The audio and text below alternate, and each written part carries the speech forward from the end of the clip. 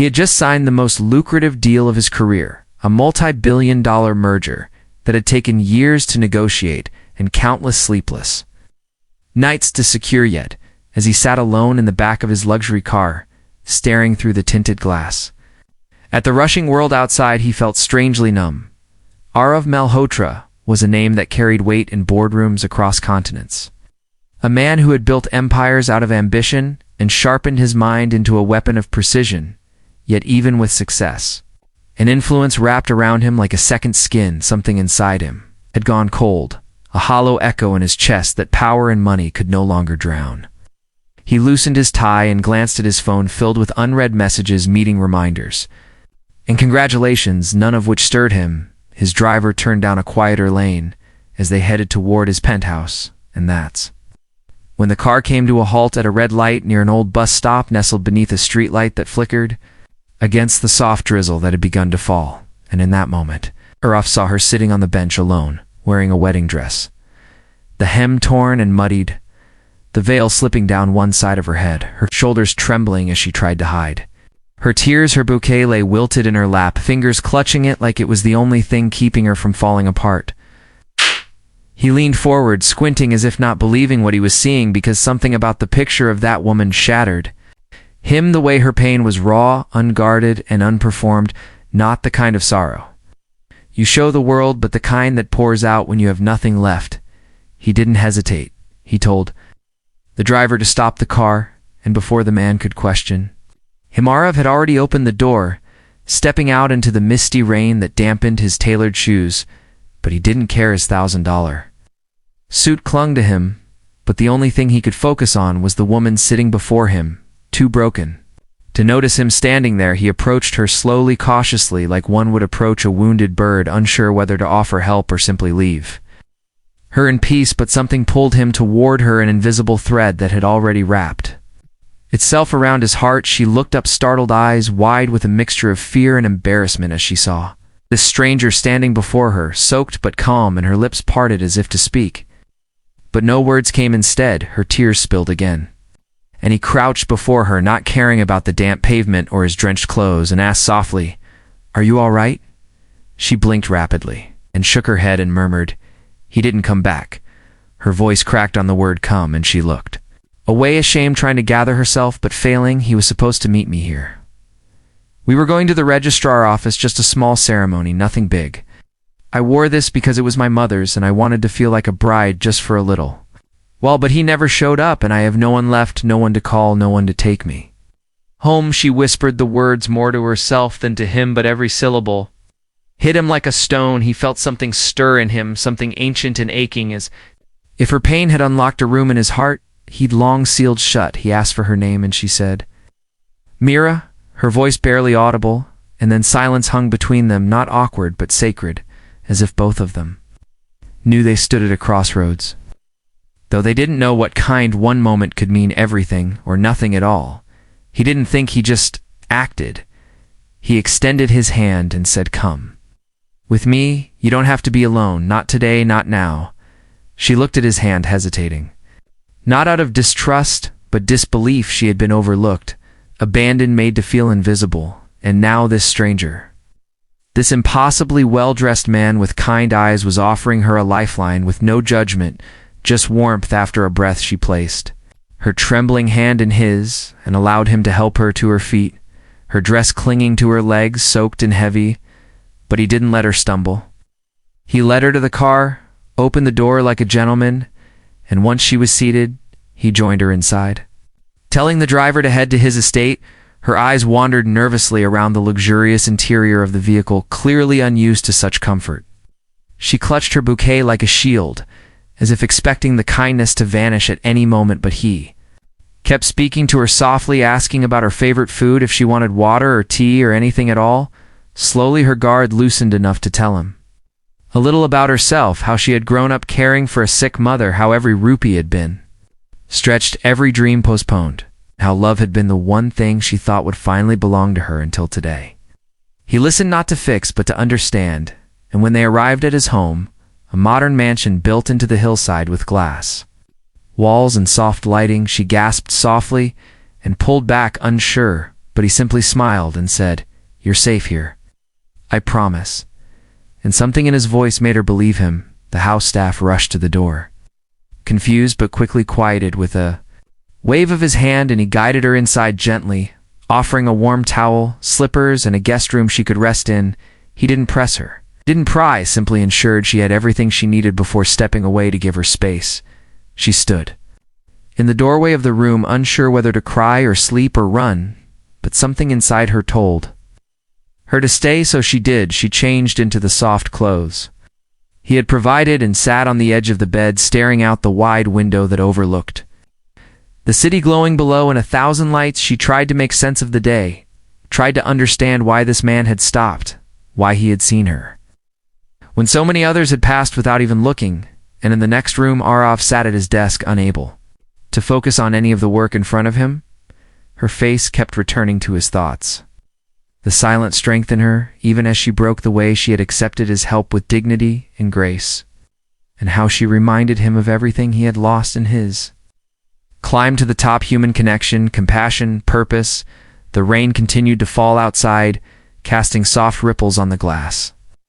And both of them lay awake that night, one in a bed too soft to feel real, and the other in a mansion that for the first time in years didn't feel empty. Neither knew what the morning would bring, but they both understood without saying a word that something had shifted, something profound and irreversible, taken root between them. And as the hours passed in silence, a quiet hope began to grow, not from promises or grand gestures, but from the simple truth that sometimes two broken souls could meet in the most unexpected place and begin to heal.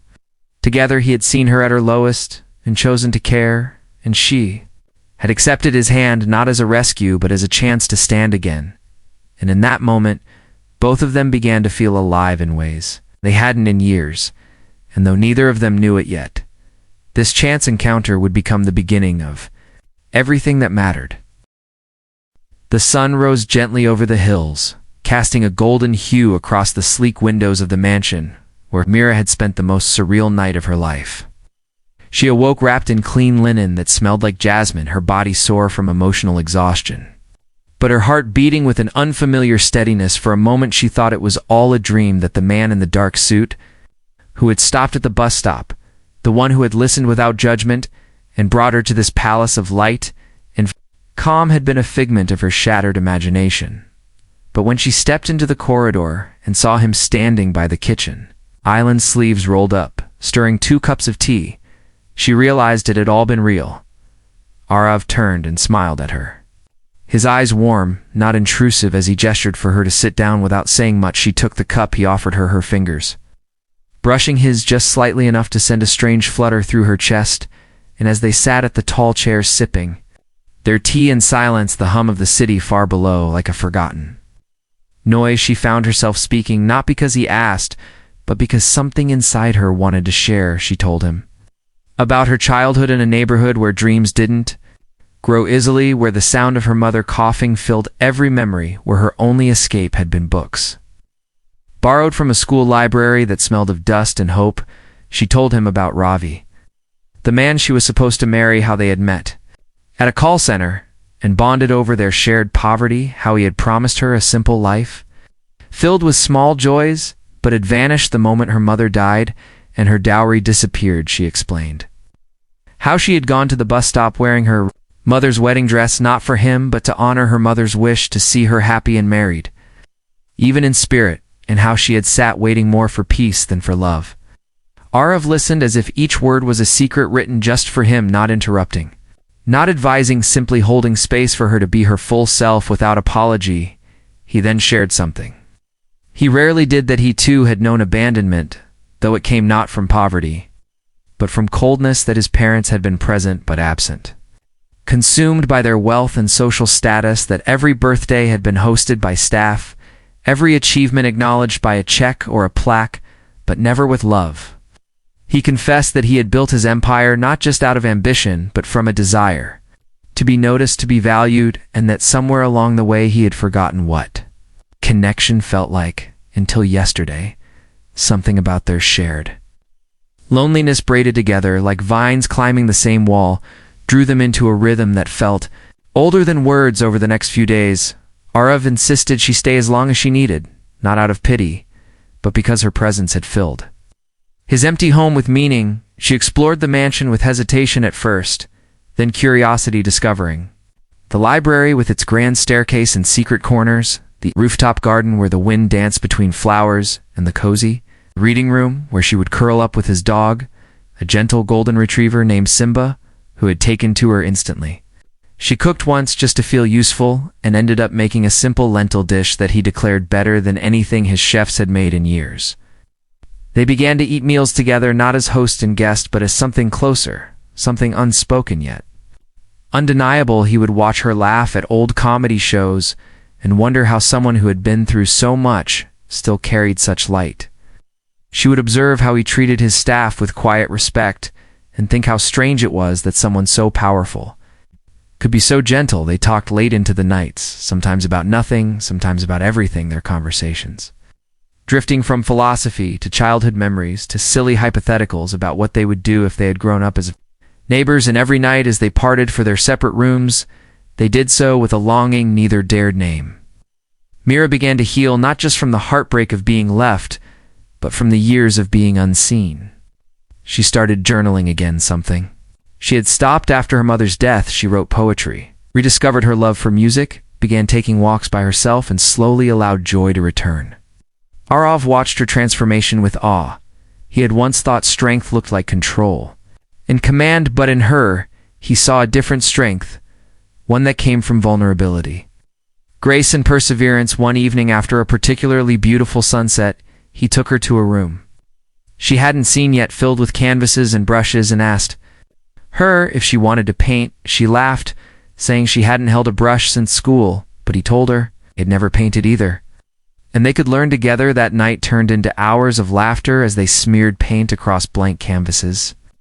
Making a mess in memories, he painted her laughing. She painted a single flower blooming from cracked stone.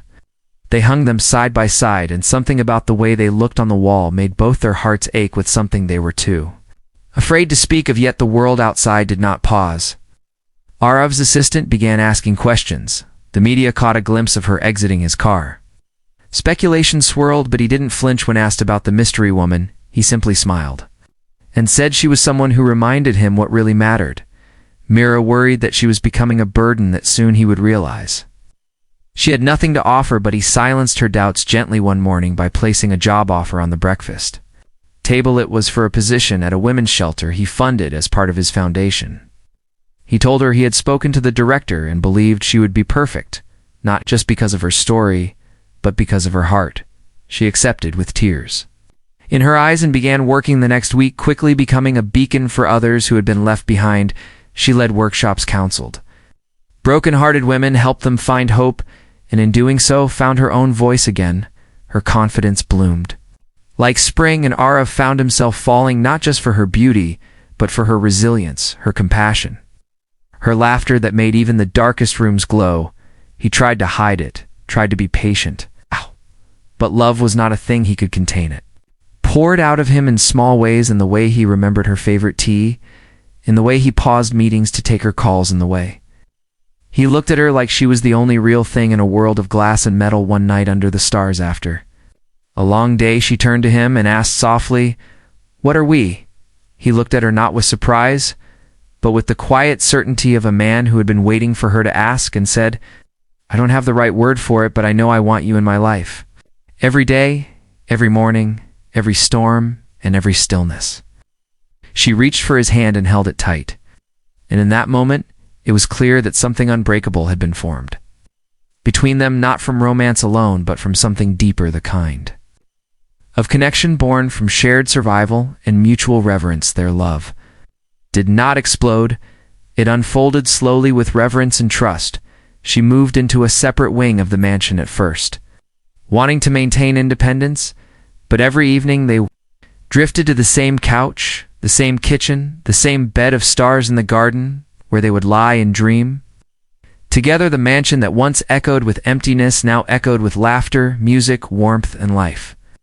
Arav began to change too. He spent less time chasing deals, more time mentoring young entrepreneurs, more time writing letters to himself about things that really mattered, one of which he showed her. That read, "Thank you for arriving just when I had stopped believing anyone would." 1 year after the bus stop moment, he brought her back to that same place, only this time he had it cleaned, redecorated, and surrounded by flowers. She stepped out of the car in a white dress this time, chosen not from grief, but with joy, and when she turned around, he was already kneeling with a ring in his hand, not to rescue her, but to celebrate her. He said, "I didn't save you. Mira, you saved me," and all she could say through her tears was yes, before he even asked the question. The world spun around them as strangers clapped and cars honked, and in the center of it all stood the woman who had once waited for a man who never came, and the man who never knew. He was lost until he found her, and this time the wedding dress was not a symbol of heartbreak, but of healing, of destiny, of two people who found love, not in perfection, but in presence, not in fairy tales, but at a bus stop on a rainy day, where a miracle had quietly unfolded.